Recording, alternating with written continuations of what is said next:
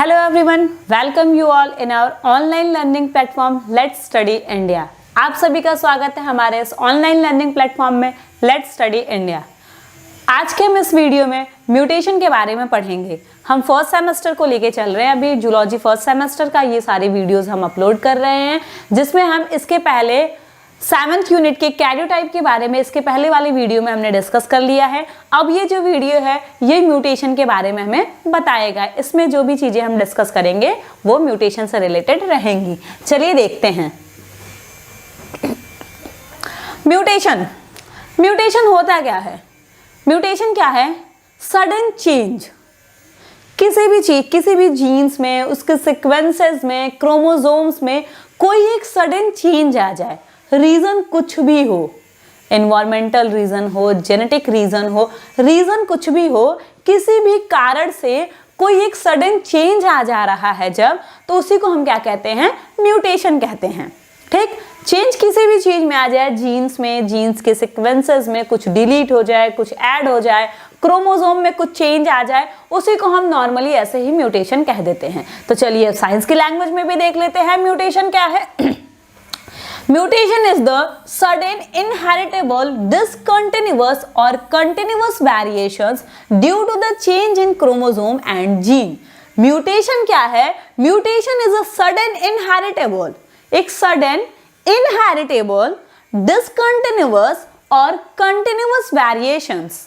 एक sudden variation आ रहा है, वो कंटिन्यूअस भी हो सकता है, डिसकंटिन्यूअस वेरिएशन भी हो सकता है, इनहेरिटेबल भी हो सकता है और नॉन इनहेरिटेबल भी हो सकता है। ठीक है, हो सकता है कि एक जनरेशन से जनरेशन दर जनरेशन पार, हम कहते हैं ना कभी कभी किसी को कि इनके घर में ये बीमारी जो है वो पीढ़ी दर पीढ़ी चलती आ रही है, तो वो क्या होगा? कोई जेनेटिक डिसऑर्डर होगा जो उनके खानदान में पीढ़ी दर पीढ़ी चलती आ रही है। क्यों? क्योंकि पीढ़ी दर पीढ़ी जीन्स जो है एक से दूसरे में आते जा रहे हैं, तो उन जीन के साथ वो बीमारी भी आती जा रही है।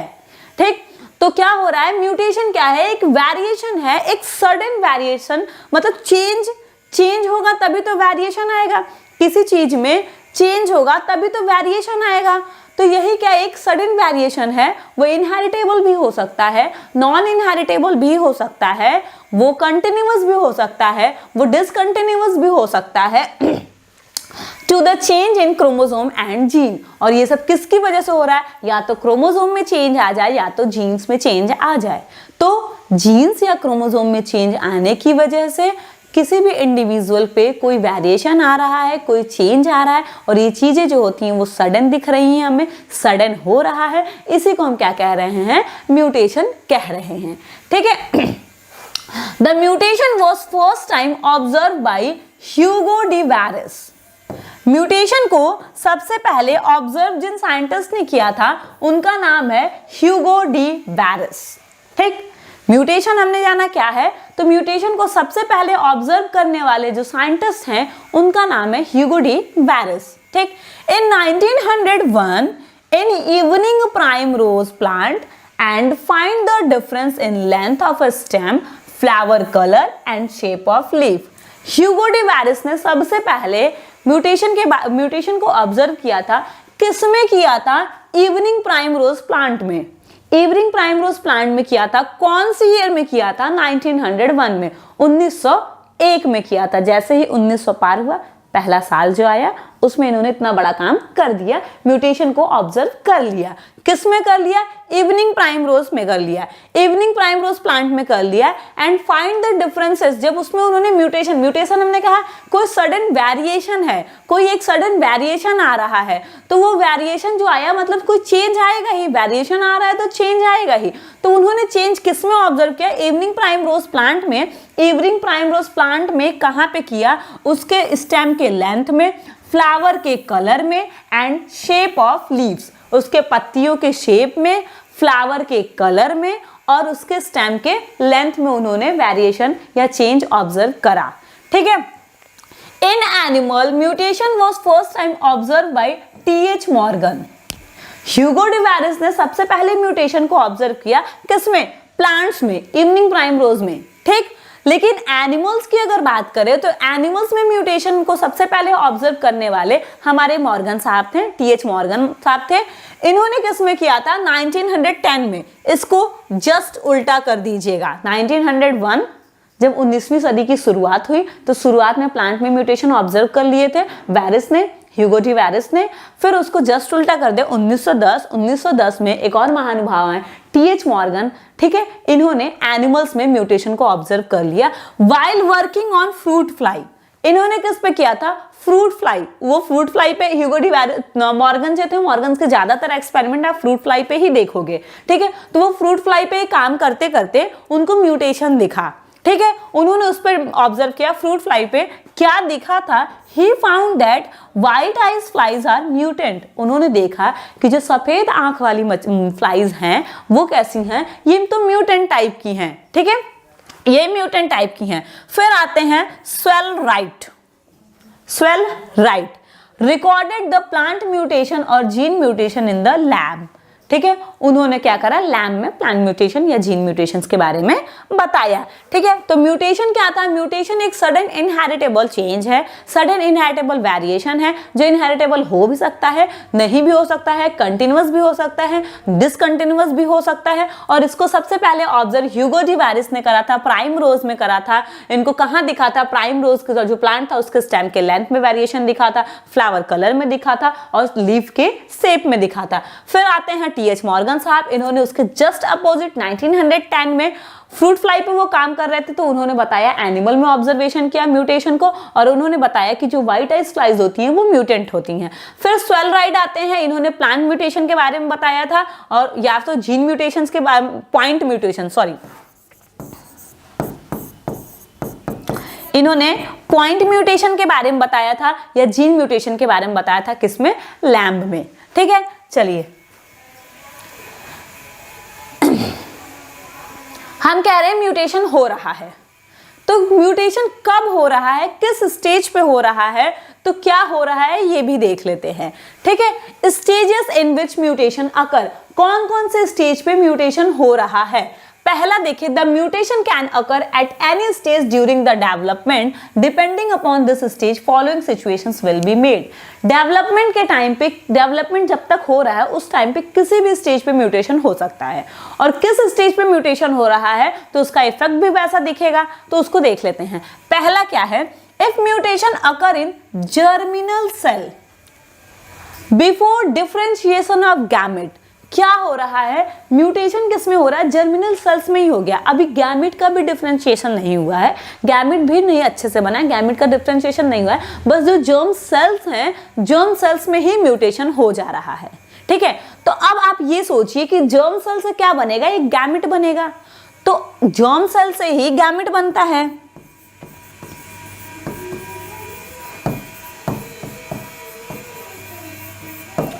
अगर म्यूटेशन इस गैमेट में होता तो बात सिर्फ इस गैमेट तक रहती, वो गैमेट जिस बच्चे को बनाता उसमें जाता, लेकिन बात कहां पे है? इस जर्म सेल्स में। प्रॉब्लम इस जर्म सेल्स में ही आ गई, म्यूटेशन जो हो रहा है इस जर्म सेल्स में ही हो गया। तो ये जर्म सेल तो हमेशा गैमेट बनाएगा ना, तो ये जितनी भी गैमेट्स बनाएगा सब में उसके असर हमको देखने को मिलेंगे। क्या है? If mutation occur in germinal cell, mutation जो है वो जर्मिनल सेल्स में हो रहा है before differentiation of gamete, gamete के डिफरेंशिएशन के पहले ही, and it would be influences several gamete, तो ये सेवरल गैमेट्स को इन्फ्लुएंस कर सकता है, क्योंकि भाई उससे जो भी गैमेट्स बनेंगे उसमें उसका असर देखने को मिलेगा। Then all the individual which are formed by this gametes are affected, तो वो गैमेट से कोई ना कोई इंडिविजुअल ही बनेगा, तो जो भी इंडिविजुअल उस गैमेट से बनेंगे, जितने भी बनेंगे सारे में असर देखने को मिलेगा, सब उससे अफेक्टेड होंगे। तो ये एक स्टेज हो गया। ये कौन सा स्टेज है? जब जर्म सेल्स में ही म्यूटेशन हो जा रहे हैं, गैमेट के डिफरेंशिएशन के पहले ही जर्म सेल्स में म्यूटेशन हो जा रहा है। तो जब ऐसा हो जा रहा है तो उस जर्म सेल से जितने भी गैमेट्स बनेंगे उसमें उनका असर देखने को मिलेगा, और उस गैमेट से जितने इंडिविजुअल्स बनेंगे उसमें भी उनके असर्स देखने को मिलेंगे, ठीक है। फिर है if mutations occur in gamete, अभी तक क्या हो रहा था? जर्म सेल्स में हो रहा था, अब इसमें ना हो करके अब म्यूटेशन किस में हो रहा है? इस गैमेट में हो रहा है, ठीक है। गैमेट और zygote, only single individual carry the mutation, तो इस गैमेट से कोई एक ही बच्चा होगा ना, कोई एक ही ऑफस्प्रिंग बनेगी, या मान लीजिए जिस जाइगोट में भी म्यूटेशन हो रहा है तो उससे कोई एक ही बनना है, ऐसा नहीं कि एक ही जाइगोट बार बार बनाएगा, नहीं ना। तो उस जाइगोट से जो इंडिविजुअल जो ऑफस्प्रिंग बनेगा उसके अंदर हमको म्यूटेशन के इफेक्ट देखने को मिलेंगे। जर्म सेल्स में हो रहा है तो वो कई इंडिविजुअल्स को अफेक्ट करेगा, क्योंकि वही जर्म सेल्स बार बार बनाएगा गैमेट, और बार बार गैमेट बनेगा, उस गैमेट से इंडिविजुअल बनेगा, तो उसके अंदर वो असर देखने को मिलेगा। लेकिन अगर म्यूटेशन गैमेट में या जाइगोट में हो रहा है तो उस पर्टिकुलर गैमेट जाइगोट से जो पर्टिकुलर इंडिविजुअल बनेगा, असर जो है वो हमें सिर्फ उसी में देखने को मिलेगा। ठीक है। If mutations occur in any cell after the zygote during embryogenesis undergoes one or more division, only a part of body so mutant characters and this is called as somatic mutations। ठीक है। अब देखिए ये दोनों जो mutations के type हो रहे हैं ये जर्मिनल म्यूटेशंस में आ जाएंगे। क्यों? क्योंकि ये जर्मिनल है और ये इनहेरिटेबल होंगे, एक जनरेशन से दूसरे जनरेशन में पास ऑन होते जा रहे हैं। लेकिन अब हम क्या कर रहे हैं, जाइगोट जर्म सेल्स में कोई प्रॉब्लम नहीं आई, उससे गैमेट बना, गैमेट जो है फ्यूज होकर जाइगोट भी बना लिए, कोई प्रॉब्लम नहीं आई। अब प्रॉब्लम आ कहां पर रही? एम्ब्रियोजेनेसिस के टाइम पे। ठीक है, एम्ब्रियोजेनेसिस के टाइम पे आ रही है। तो एम्ब्रियोजेनेसिस के टाइम पे जब म्यूटेशन आएगी तो जहां पे पर्टिकुलर आएगी, अब वो पर्टिकुलर सेल्स जो होंगे वो जो भी ऑर्गन बनाएंगे तो प्रॉब्लम सिर्फ उस ऑर्गन में। अभी तक क्या था, जितने भी इंडिविजुअल्स बन रहे थे इस कंडीशन में, पहले कंडीशन उन सब में हमें देखने को मिल रहा था। फिर बात सिर्फ जाइगोट तक आई तो उस जाइगोट से जो पर्टिकुलर इंडिविजुअल दिख रहा था उसके पूरे के अंदर हमें देखने को मिल रहा था। लेकिन अब क्या हो रहा है, अगर म्यूटेशन जो हो रहा है जाइगोट में, जाइगोट के बाद जो एम्ब्रियोजेनेसिस में हो रहा है, तो पर्टिकुलर जिस सेल में वो जाएगा, जिस ऑर्गन्स में वो जाएंगे, सिर्फ हमें वहीं पे उसका असर देखने को मिलेगा। ठीक। अब हमें क्या हो रहा है, एम्ब्रियोजेनेसिस में हो रहा है तो वो जो है वो जिस पार्ट ऑफ बॉडी को बनाएगा उसी में सिर्फ उसका असर हमें देखने को मिलेगा। ये है कौन कौन से स्टेज पे म्यूटेशन होगा तो क्या क्या प्रॉब्लम्स हो सकती हैं। ठीक। फिर हम देख लेते हैं टाइप्स ऑफ म्यूटेशंस के बारे में। म्यूटेशंस जो हैं वो कितने टाइप्स के होते हैं, depending upon agencies involve.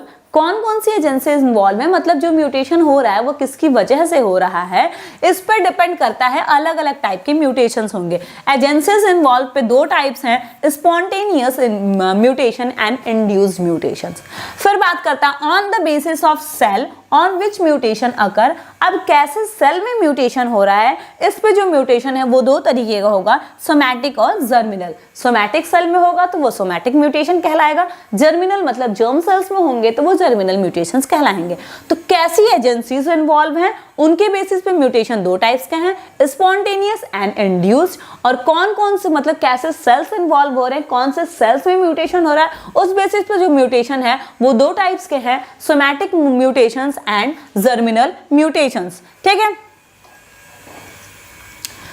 Third बात कर ले तो on the basis of position. ठीक है, किस पोजीशन पे म्यूटेशन हो रहा है उस बेसिस पे आता है जीन और point mutation, chromosomal mutation and genomic mutations. इसके बेसिस पे भी तीन टाइप्स हैं, इन सब को हम डिटेल में देखेंगे अभी। ठीक है, चलिए पहला स्टार्ट करते हैं। On the basis of agencies involve, कौन सी एजेंसीज इन्वॉल्व है उसके बेसिस पे क्या म्यूटेशंस होता है और कैसे होता है। There are two types of mutation based on the agencies involve, these are spontaneous and induced mutations. Agencies जो इन्वॉल्व हो रही हैं उनके बेसिस पे जो हमारा म्यूटेशन है वो दो टाइप्स के होते हैं, एक होता है स्पॉन्टेनियस और एक होता है इंड्यूस्ड। इंड्यूस मतलब इंड्यूस कराया जा रहा है, स्पॉन्टेनियस मतलब क्या होता है, अपने आप जो खुद से हो रहा है। तो क्या है, पहला है spontaneous mutations. Spontaneous mutations are those which अगर with known cause. Spontaneous mutations उनको कहते हैं जो हमें नोन कॉज मतलब उसका रीजन हमें पता है कि क्यों हो रहा है। ठीक है, it may be occur from metabolic errors, inheritance, that is mistakes during DNA replications, or they may actually caused by the mutagenic agents present in the environment. ठीक है, क्या हो रहा है कि हमको स्पॉन्टेनियस म्यूटेशंस हम उनको कह रहे हैं विच अकर विथ नोन कॉज, कोई एक उसका रीजन हमें पता है, किसी वजह से वो हो रहा है, हम ये कह सकते हैं। जैसे या तो ये किसकी वजह से हो सकता है, जब डीएनए का रेप्लिकेशन हो रहा है, जब सेल डिवाइड हो रहे हैं या गैमेट का जब फॉर्मेशन होगा, तो जब डीएनए का रेप्लिकेशन हो रहा है उस टाइम में कोई मेटाबॉलिक एरर आ जा रहा है, उससे क्या हो सकते हैं, ये हो सकता है। या तो they may actually caused by mutagenic agents present in the environment, या तो एनवायरनमेंट में जो म्यूटाजेनिक एजेंट्स, देखिए म्यूटेशंस क्या है, म्यूटेशन हो रहा है, जिसकी वजह से म्यूटेशन होता है उसको हम कहते हैं mutagenic agents. Mutation is a phenomena.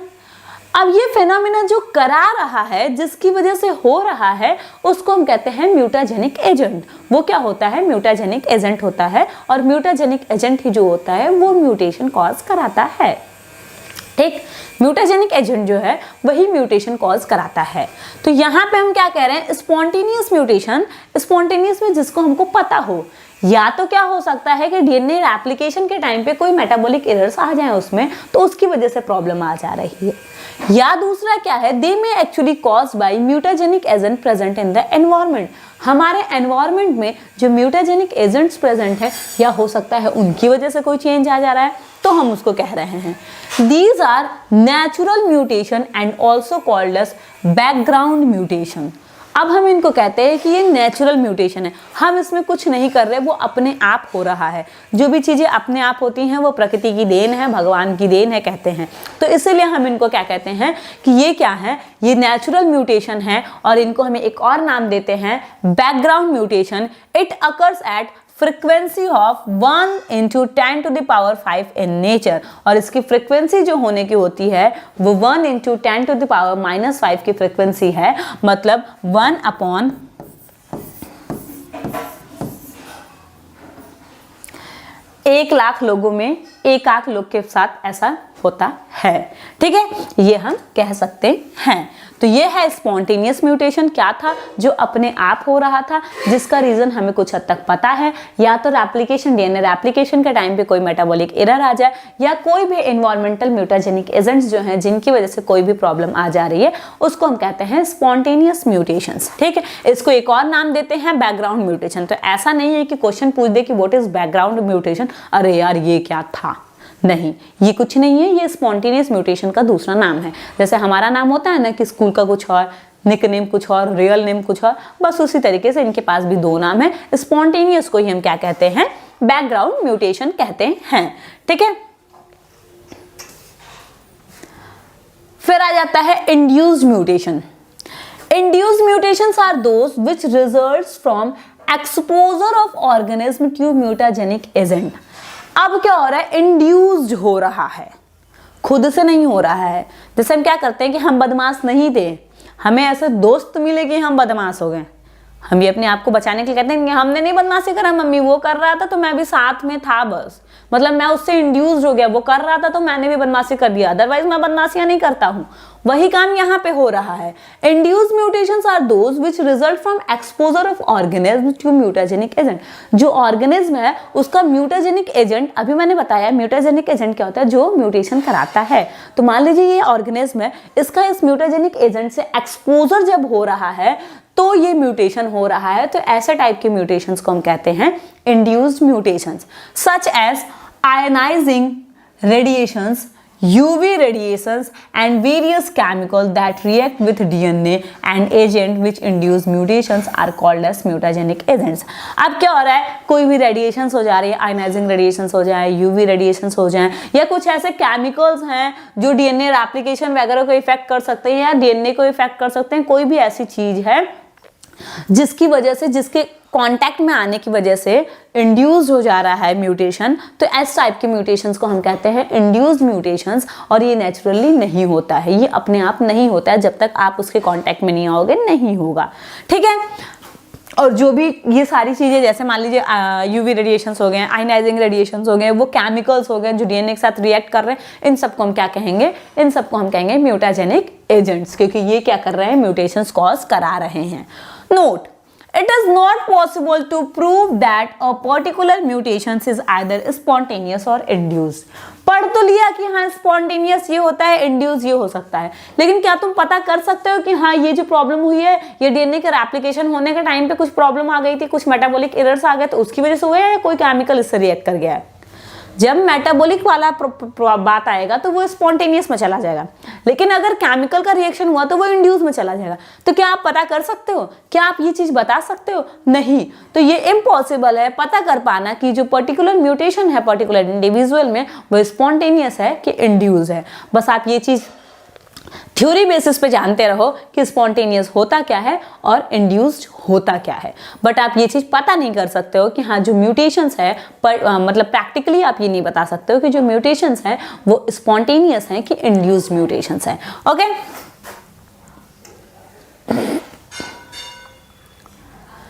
फिर आती है induced mutations versus spontaneous mutations. कुछ डिफरेंसेस देख लेते हैं इंड्यूस्ड म्यूटेशंस और स्पॉन्टेनियस म्यूटेशंस के बीच में। ठीक, इंड्यूस्ड म्यूटेशंस क्या है? A mutation that is produced by treatment with a physical और chemical agent that affects the deoxyribonucleic acid molecules of a living organism. Induce mutation वो म्यूटेशन है जो किसी भी ट्रीटमेंट से कोई फिजिकल या केमिकल एजेंट है जिसके अफेक्ट से जो हमारा डीऑक्सीराइबोन्यूक्लिक एसिड मतलब जो डीएनए है इंडिविजुअल का वो अफेक्ट हो जा रहा है। कोई फिजिकल या केमिकल एजेंट ऐसे हैं, मतलब कोई फिजिकल या केमिकल म्यूटाजेनिक एजेंट हैं जिनके अफेक्ट की वजह से जो हमारा डीएनए मॉलिक्यूल है ऑर्गेनिज्म का वो अफेक्ट हो जा रहा है, तो उस टाइप के म्यूटेशंस को हम कहते हैं इंड्यूस म्यूटेशन। वहीं अगर स्पॉन्टेनियस की बात कर ले तो a mutation that arises naturally and not as the result of exposure to mutagens. वो म्यूटेशंस जो नेचुरली हो रहा है वो किसी म्यूटाजेन के एक्सपोजर में नहीं आ रहा है, बिना एक्सपोजर में आए ही हो जा रहा है, तो उसको हम कहते हैं स्पॉन्टेनियस म्यूटेशंस। ठीक, occurs due to mutagens from the environment। Environment से जो म्यूटेजेंस आ रहे हैं, चाहे वो कोई केमिकल हो, चाहे वो कोई सबस्टेंस हो, चाहे वो कोई यूवी रेडिएशन हो, वो एनवायरमेंट से ही तो जा रहे हैं, तो ये क्या आते हैं इंड्यूस म्यूटेशंस में। और ये कैसे होते हैं? Occurs due to natural causes. अगर डीएनए के रेप्लिकेशन के टाइम पे कोई मेटाबॉलिक एरर्स आ रहे हैं तो वो तो नेचुरल प्रोसेस है, वो तो अपने आप हो रहा है। ठीक, then occurs due to incorporation of base analog, base misprinting and base damage। इसका एक और रीजन हो सकता है कि मतलब कोई बेस इनकॉर्पोरेट हो जाए, कोई उसमें से डिलीट हो जाए, मिस हो जाए, कोई बेस उसमें से डैमेज हो जाए तो भी म्यूटेशंस आ जाएंगे। ठीक, और ये क्या है? occurs due to error in DNA replication। DNA replication में एरर आ जाए, spontaneous lessons like depurinations and deaminations and transposable genetic elements. मतलब जो भी प्रोसेस, जो नेचुरल प्रोसेस जो अपने आप हमारी बॉडी में होती हैं, उन प्रोसेस में अगर चेंज आ रहा है, उसकी वजह से म्यूटेशन आ रहा था, वो स्पॉन्टेनियस के अंदर जाएगा। और ये जो है कुछ डिलीट हो जाए, कुछ ऐड हो जाए, कुछ डैमेज हो जाए, तो ये वाली जो कंडीशन है वो डिलीट ऐड डैमेज कैसे होगा? किसी न किसी के कॉन्टैक्ट में आके ही होगा। तो ये जो प्रोसेस है वो किस में आ रहा है? इंड्यूस्ड म्यूटेशंस में आ रहा है। ठीक है, इसका इंपॉर्टेंट क्या है? Important in reverse genetics and important in forward genetics. Reverse genetics क्या है? मतलब मान लीजिए क्या है कि कोई हम हैं, ठीक है, हम क्या चाह रहे हैं? हम अपनी कोई एक पर्टिकुलर कैरेक्टरिस्टिक जो चाह रहे हैं कि हमारे ऑफस्प्रिंग में नहीं जाए, तो हम क्या कर सकते हैं? नहीं तो ऐसे क्या होगा कि मान लीजिए मेरी मम्मा है, ठीक है, उनसे हम हैं, हम उनकी ऑफस्प्रिंग हैं, उनका कोई पर्टिकुलर कैरेक्टरिस्टिक जो मेरे में आया वो चाहती हैं कि वो मेरे बच्चे में ना जाए, तो वो क्या, हमें क्या होगा कि हम अपनी जीन सीक्वेंस को देखेंगे, उसको रीड कराएंगे, उसके बाद उस सीक्वेंस को जिससे वो पर्टिकुलर कैरेक्टर अटैच होगा उसको अगर हम हटवा देते हैं, डिलीट कर देते हैं किसी भी तरीके से, मैं एक एग्जाम्पल दे रही हूँ, डिलीट भी कर देते हैं किसी तरीके से, तो वो क्या होगा कि वो फिर से वो जो मेरी ऑफस्प्रिंग होगी वो मेरी मम्मा की तरह हो जाएगी। ठीक है, तो रिवर्स, पीछे। ऐसे हम क्या पढ़ते हैं कि फॉरवर्ड म्यूटेशंस वगैरह हो जाए या कोई भी चीजें हो जाए, जब क्या होता है ऑफस्प्रिंग आता है तो उसके अंदर कुछ नए कैरेक्टर्स आते हैं, लेकिन यहाँ पे हम क्या कर रहे हैं? नई जनरेशन तो आ रही है लेकिन उसके कैरेक्टर्स को हम पिछले वाली जनरेशन से मैच करा रहे हैं, पिछले वाले, तो वो रिवर्स जा रही है ना एक तरीके से, तो ये रिवर्स हो गया। ठीक है, ये था डिफरेंस इनके बीच में। अब आगे देखते हैं। On the basis of types of cells in which mutations occur, mutations जिसमें हो रहे हैं, उन जिन सेल्स में हो रहे हैं उनके बेसिस पे देखते हैं कि ये क्या है। सोमैटिक म्यूटेशंस, पहला जो है सोमैटिक म्यूटेशंस, कलर चेंज कर लेते हैं, ठीक है। This mutations occur in somatic cell that is body cells और cell other than germinal cell. ये जो सोमैटिक म्यूटेशंस है ये सोमैटिक सेल्स में होते हैं, मतलब बॉडी के सेल्स में होते हैं या उन सेल्स में होते हैं जो जर्म सेल्स के अलावा। सोमैटिक सेल्स किनको कहते हैं? जो नॉर्मल बॉडी सेल्स होते हैं, जो नॉर्मल बॉडी के फंक्शन, ग्रोथ, डेवलपमेंट इन सब में इन्वॉल्व होते हैं, ठीक। जर्म सेल्स को छोड़ के, जर्म सेल्स क्या करते हैं? रिप्रोडक्शन में पार्ट लेते हैं, उनको छोड़ के बाकी जो भी सेल्स होते हैं उनको हम सोमैटिक सेल्स कहते हैं। तो जब उन सोमैटिक सेल्स में म्यूटेशंस होगा तो उस म्यूटेशन को हम कहेंगे somatic mutations. The somatic cell mutation do not have any genetic और इवोल्यूशनरी इंपॉर्टेंस। अब क्या हो रहा है? सोमैटिक म्यूटेशन है और हमको पता है कि जो जीन्स होती हैं वो जर्म सेल्स जो होते हैं उन्हीं की जीन एक जनरेशन से दूसरे जनरेशन में ट्रांसफर होती हैं, सोमैटिक सेल्स की जीन्स नहीं होती हैं। तो जब सोमैटिक सेल्स ट्रांसफर ही नहीं हो रहा है तो ऐसा तो ही नहीं कि हमारे अंदर कोई सोमैटिक म्यूटेशन आया है उसके समय कोई प्रॉब्लम है तो हमारे ऑफस्प्रिंग में वो जाएगा, नहीं जाएगा। वो जेनेटिक नहीं हो सकता, वो मेरे मरने के साथ खत्म हो जाएगा, ठीक है। वही चीज यहाँ पे भी है। The somatic cell mutation do not have any genetic और evolutionary importance because they only debit the somatic cells and not passes from generation to generation. क्यों? क्योंकि ये सिर्फ हमारे सोमैटिक सेल को अफेक्ट करता है, generation to generation pass on नहीं होता है। And is specially confined to a specific part of the body. और ये क्या होता है कि बॉडी के किसी एक स्पेसिफिक पार्ट पे कन्फाइंड रहता है। मतलब मान लीजिए हमारी बॉडी है, हमारी जो सोमैटिक सेल हाथ की है उसमें कोई प्रॉब्लम आ जा रहा है तो ये सिर्फ हाथ तक ही रहेगा, ठीक है। और ये जनरेशन ऐसा नहीं कि मेरा बच्चा होगा तो उसको भी हाथ से प्रॉब्लम होगी, नहीं, ये सोमैटिक म्यूटेशंस हैं तो ये सिर्फ हमारे तक रहती हैं, ये generation to generation pass on नहीं होती हैं, ठीक है। सेकेंड आता है germinal mutation. Germinal mutation, when mutations occur in germinal or gametic cell। जब म्यूटेशन जर्म सेल्स में, जर्मिनल सेल्स में या गैमेटिक सेल्स में हो रहे हैं तब हम इस टाइप की म्यूटेशन को कहते हैं germinal mutation and is called as germinal mutation. These are heritable mutations and have great evolutionary significances. और ये म्यूटेशन जो होते हैं वो मतलब हेरिटेबल म्यूटेशंस होते हैं, एक जनरेशन से दूसरे जनरेशन में ट्रांसफर होते हैं और जब एक दो जनरेशन से दूसरे जनरेशन में ट्रांसफर होंगे तो इवोल्यूशन में भी इनका बहुत बड़ा रोल होता है। सोमैटिक म्यूटेशंस का इवोल्यूशन में कोई रोल नहीं होता है। क्यों? क्योंकि जनरेशन टू जनरेशन ट्रांसफर हो ही नहीं रहे, हेरिटेबल है ही नहीं। लेकिन जो चीजें हेरिटेबल होती हैं वही इवोल्यूशन में पार्ट करती हैं, ठीक है। वेरिएशन से ही इवोल्यूशन होता है और जब चीजें एक जनरेशन से दूसरे जनरेशन में जाती है तो वेरिएशन की पूरी चांसेस है। और जब वेरिएशन होगा तो इवोल्यूशन होगा ही, लेकिन जब चीजें एक जनरेशन से दूसरे जनरेशन में ट्रांसफर ही नहीं होंगी तो वेरिएशन ही नहीं होगा, वेरिएशन ही नहीं होगा तो इवोल्यूशन भी नहीं होगा। इसीलिए सोमैटिक म्यूटेशन का वेरिएशन में कोई मतलब इवोल्यूशन में कोई रोल नहीं है।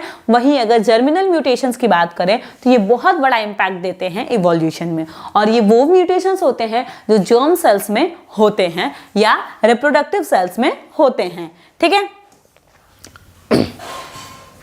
ये देखिए एक जर्म लाइन म्यूटेशन दिख रहा है, एक सोमैटिक म्यूटेशंस दिख रहे हैं। जर्म लाइन म्यूटेशंस मतलब जर्म सेल्स में हो रहे हैं तो ये पूरा का पूरा ऑर्गेनिज्म अफेक्ट होगा, ये पूरे के पूरे ऑर्गेनिज्म के अंदर उस म्यूटेशंस का असर देखने को मिलेगा। वो पूरा का पूरा ऑर्गेनिज्म जो है वो उस म्यूटेशन से अफेक्टेड होगा और इससे जो गैमेट्स बनेंगे, आधे गैमेट्स में भी चांसेस रहेंगे कि म्यूटेशंस वाले जो अफेक्ट हैं वो जाएंगे ही। और वहीं अगर सोमैटिक म्यूटेशंस की बात कर रहे हैं, जर्मिनल म्यूटेशन जो होता है वो जर्म सेल्स में ही हो जाता है। लेकिन यहाँ सोमैटिक म्यूटेशन देखें तो जर्म सेल्स जो है उसमें कोई प्रॉब्लम नहीं आ रही, वो बिल्कुल सही है, बिल्कुल सेफ है। जब एम्ब्रियो बन रहा है तो उस टाइम वो सोमैटिक म्यूटेशन होता है और सोमैटिक म्यूटेशन हो रहा है तो वो बॉडी के किसी एक ही साइड में, एक ही जगह पे हमें कहीं एक पार्ट में कन्फाइंड एरियाज में ही दिखेगा, patch of the affected area. सिर्फ यही एरिया इसका अफेक्ट है, बल्कि इसका क्या है पूरी की पूरी बॉडी अफेक्ट है। इसकी पूरी की पूरी बॉडी नहीं अफेक्ट है, सिर्फ कोई एक पर्टिकुलर एरिया अफेक्ट है और इसके जो गैमेट्स बनेंगे उसमें इसका कोई असर देखने को नहीं मिलेगा। तो ये है जर्म लाइन म्यूटेशन और ये है सोमैटिक म्यूटेशंस, ठीक है। अब बात करते हैं फॉरवर्ड म्यूटेशंस की। फॉरवर्ड म्यूटेशंस क्या होता है? It is the common type of mutation which change from normal to wild type to the new species. Such mutations in which new individual or species are formed is called as forward mutations. मैंने कहा कि जब क्या होता है, कोई भी parent है उनका जो ऑफस्प्रिंग आता है उसमें कुछ नया आता है, वेरिएशन आते हैं, और वही वेरिएशन धीरे धीरे आगे बढ़ते बढ़ते एक नई स्पीशीज को इवॉल्व कर देते हैं, मतलब इवोल्यूशन कर देते हैं। तो ये जो फॉरवर्ड म्यूटेशन है ये भी एकदम कॉमन टाइप वाला म्यूटेशन है। मान लीजिए हम हैं, हमारे अंदर कोई म्यूटेशन हुआ, वो हमारे बच्चे में जा रहा है, तो उसके अंदर भी उसका असर देखने को मिला, तो थोड़ा और कुछ अलग देखने को मिलेगा क्योंकि वो नेक्स्ट जनरेशन है। ठीक है, वेरिएशन के भी चांसेस हैं, म्यूटेशन के साथ साथ वेरिएशन के भी चांसेस उसमें बिल्कुल हैं। ठीक, तो उससे क्या आएगा, एक नए टाइम एक टाइम ऐसा आएगा कि हमें कोई एक नया इंडिविजुअल या कोई नई स्पीशीज ही देखने को मिलेंगी। तो इसी को हम कहते हैं फॉरवर्ड म्यूटेशन, मतलब जो हमें आगे लेके जा रहा है, आगे कुछ नया दे रहा है, हम आगे ही बढ़ रहे हैं, पीछे पलट के नहीं देख रहे हैं। ठीक, ये हो गया फॉरवर्ड म्यूटेशन। अगर हम वही बात कर ले रिवर्स और बैकवर्ड म्यूटेशंस की, तो रिवर्स और बैकवर्ड म्यूटेशंस क्या है, पीछे जाना है, पीछे जाना है। जैसे अभी मैं कुछ देर पहले एग्जांपल दी कि मान लीजिए मेरी मम्मा है, फिर उनकी एक ऑफस्प्रिंग मैं हूं, अब मेरी जो ऑफस्प्रिंग आएगी उसको मैं चाहती हूँ कि वो बिल्कुल मेरी मम्मा की तरह हो। ठीक है, या उसमें कुछ ऐसा म्यूटेशन हो जाए जो वो बिल्कुल उनकी तरह हो जाए, मतलब वो क्या कर रही है, पीछे जा रही है जनरेशन, वो जनरेशन पीछे जा रही है, बैकवर्ड जा रही है, तो उसको हम कहते हैं बैकवर्ड म्यूटेशन या रिवर्स, मतलब उल्टा हो जा रहा है।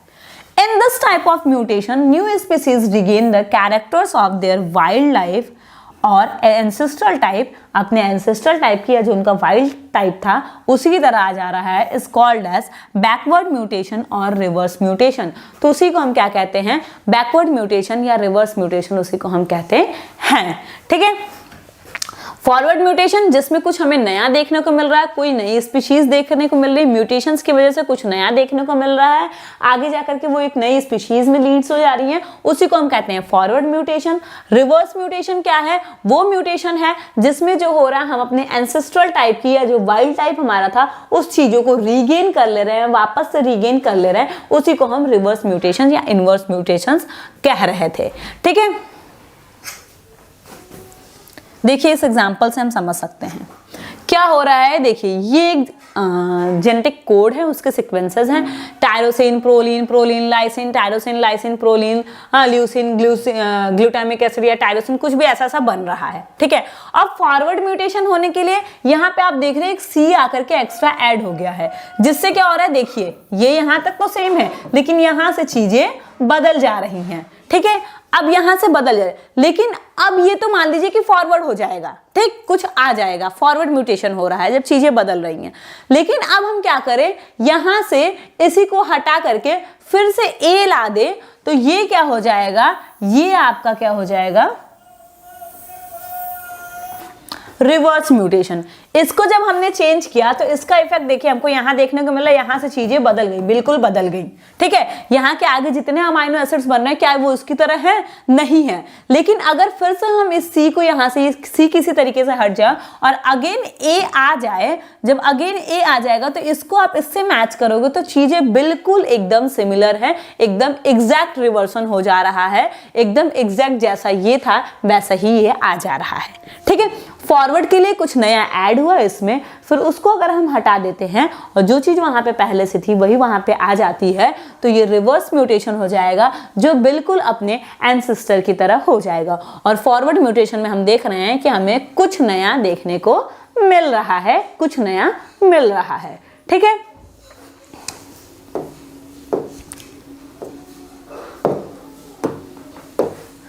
Mutation on the basis of position. अब पोजीशन के बेसिस पे क्या क्या म्यूटेशंस हो रहे हैं।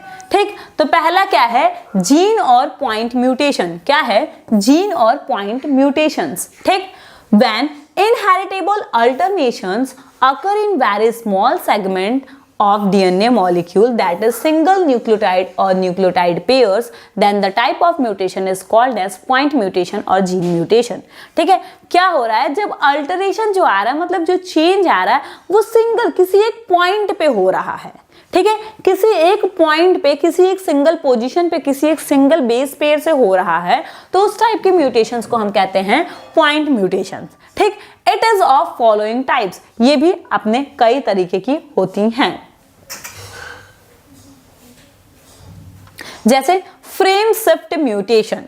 फ्रेम शिफ्ट म्यूटेशन मान लीजिए कोई है, जैसे हम वो एक एग्जांपल दिए थे, राम हैज रेड कैप। एक फ्रेम ये हो गया, दूसरा ये हो गया, तीसरा ये, चौथा। अब इसमें से एक फ्रेम ही गायब हो जाए, ये फ्रेम शिफ्ट कर जाए, या कोई एक नया फ्रेम इसमें आकर के ऐड हो जाए, तो ये कहलाता है फ्रेम शिफ्ट म्यूटेशन। क्या कहलाएगा? Frame shift mutation. ठीक है, अब देखिए, it occurs due to addition or deletion of nucleotides. चाहे तो न्यूक्लियोटाइड आकर के ऐड हो जाए, चाहे तो न्यूक्लियोटाइड उसमें से डिलीट हो जाए। ठीक, it is of two types. पहला डिलीशन, एक जो डिलीट होगा, the point mutation which causes due to loss or deletion of nucleotides. Nucleotides का लॉस हो जाए, न्यूक्लियोटाइड्स डिलीट हो जाए, उससे जो म्यूटेशन आता है उसको हम कहते हैं deletion in the triplets codon. उनके जो ट्रिपलेट कोडॉन्स हैं उसमें कोई एक डिलीट हो जाए या कोई एक नया आ जाए, तो उससे जो चेंज आते हैं उन्हीं को हम कहते हैं डिलीशन म्यूटेशंस। ठीक है, कोई नया डिलीट हो जा रहा है, कोई गायब हो जा रहा है, इससे क्या हो रहा है, मतलब कुछ चीजें डिलीट हो रही हैं, उनकी वजह से म्यूटेशन हो रहा है, और इसी को हम कहते हैं डिलीशन म्यूटेशन। ठीक है, क्या है देख लेते हैं। इधर देखिए, ओरिजिनल डीएनए जो कोड है अमाइनो एसिड सीक्वेंसेस का, वो यहाँ पे है, histidine, serine, histidine, valine, leucine, methionine, leucine, ये है। लेकिन यहाँ से ये जो सी है, ये यहाँ पे देख रहे हैं डिलीट हो जा रहा है, और जैसे ही ये डिलीट हो रहा है अब सब पूरा बदल जाएगा। ठीक है, आइसोल्यूसिन, हिस्टीन, threonine, tyrosine, serine, cysteine, tyrosine. ठीक, क्या था पूरा कॉन्सेप्ट, पूरा जो अमाइनो एसिड की हमको चेन मिल रही थी, जो अमाइनो एसिड मिल रहे थे वो सब मिल रहे थे, बस एक सी जो हो रहा है, एक नाइट्रोजनस बेस जो हो रहा है वो डिलीट हो जा रहा है। अब क्या होगा, सारी चीजें शिफ्ट हो जाएंगी, क्योंकि हमको पता है कि अमाइनो एसिड्स जो होते हैं या जो नाइट्रोजनस बेस जो होते हैं वो 3-3 के पेयर में रहते हैं। तो ये 3-3 की अपनी पेयरिंग किए थे, लेकिन एक जो है वो डिलीट हो गया। अब यहाँ पे 2 ही बचा, तो ये अपने आगे वाले एक से पेयरिंग कर लेगा और सारे के सारे शिफ्ट कर जाएंगे, सारे के सारे शिफ्ट कर जाएंगे। तो क्या होगा, पूरा अमाइनो एसिड जो है वो बदल जाएगा, और पूरी अमाइनो एसिड जब बदल जाएगी तो पूरी की पूरी उससे जो बनने वाली प्रोटीन थी वो भी पूरी तरीके से बदल जाएगी। ठीक है, वो भी पूरी तरीके से क्या हो जाएगी, बदल जाएगी। फिर आता है एक इंसर्शन म्यूटेशन। डिलीशन में हमने देखा कि डिलीट हो रही थी चीजें, अब इंसर्शन, नाम से देखिए, इंसर्ट हो रही हैं चीजें, ऐड हो रही हैं, इंसर्ट हो रही हैं उसमें। ठीक है, तो क्या है, in this type of mutation due to insertion of certain nucleotides, कोई सर्टेन न्यूक्लियोटाइड्स हैं वो इंसर्ट हो रहे हैं उसमें, ऐड हो रहे हैं उसमें, the polypeptide chain becomes mutant and form new polypeptide chain. तो जो पॉलीपेप्टाइड चेन होगा वो म्यूटेंट हो जाएगा और कुछ नई पॉलीपेप्टाइड की चेन बन जाएगी। ठीक है, this type of mutations are generally present in plants, और इस टाइप का जो म्यूटेशन होता है वो जनरली हमें किसमें देखने को मिल रहा है, प्लांट्स में देखने को मिलता है। क्या है, इंसर्शन में इंसर्ट हो रही है कोई न्यूक्लियोटाइड, जैसे डिलीशन में क्या हो रहा था, डिलीट हो जा रहा था, इसमें क्या होगा, वही कुछ चीजें आकर के ऐड हो जाएंगी। ठीक है, कुछ चीजें क्या होंगी, आकर के ऐड हो जाएंगी, और ये जनरली हमको किस में देखने को मिलता है, ये हमें देखने को मिलता है प्लांट्स में। ठीक है, जैसे क्या है, ये देखिए, ओरिजिनल डीएनए की एक सीक्वेंसेस है, हिस्टीन बन रहा है, फिर हिस्टीन, हिस्टीन, हिस्टीन, हिस्टीन, हिस्टीन बन रहा है। ठीक है, मतलब सीक्वेंसेस डीएनए के बेस पर ऐसे अरेंज हैं, जो अमाइनो एसिड्स बन रहे हैं वो हिस्टीन, हिस्टीन, हिस्टीन, हिस्टीन ही बन रहे हैं। लेकिन तभी क्या हो रहा है, मान लीजिए कुछ ऐसा हुआ होगा, म्यूटेशन हुआ होगा, रीजन कुछ भी रहा हो, एनवायरमेंटल रीजन हो, स्पॉन्टेनियस रीजन हो, कुछ भी रीजन हो, उसकी वजह से यहाँ पे एक न्यूक्लियोटाइड आकर के ऐड हो जा रहा है, एडेनिन। ठीक, यहाँ पे तो ठीक है, यहां तक तो हिस्टीन हिस्टीन हिस्टीन ठीक था, लेकिन जहां से वो ऐड हो रहा है वहां से कहानी फिर बदल गई। थ्रियोनिन, सेरीन, सेरीन, सेरीन, कहीं नाम ही नहीं था थ्रियोनिन सेरीन का, लेकिन सिर्फ एक बेस पेयर के ऐड होने की वजह से कहानी पूरी बदल गई, और ये बेस पेयरिंग जो थी वो अलग हो गई, और जैसे ही बेस पेयरिंग चेंज होगी तो अमाइनो एसिड चेंज हो जाएंगे, और अमाइनो एसिड चेंज होने की वजह से प्रोटीन चेंज हो जाएंगे। तो ये पूरा एक ओवरव्यू था म्यूटेशन का, कि म्यूटेशन क्या होता है, कैसे होता है, किस टाइप का म्यूटेशन होगा तो उसको क्या कहेंगे, और कौन से म्यूटेशन का क्या इफेक्ट होता है। ठीक, होप आपको ये वीडियो समझ में आया हो। ठीक है, तो मिलते हैं नेक्स्ट वीडियो में, तब तक के लिए थैंक यू।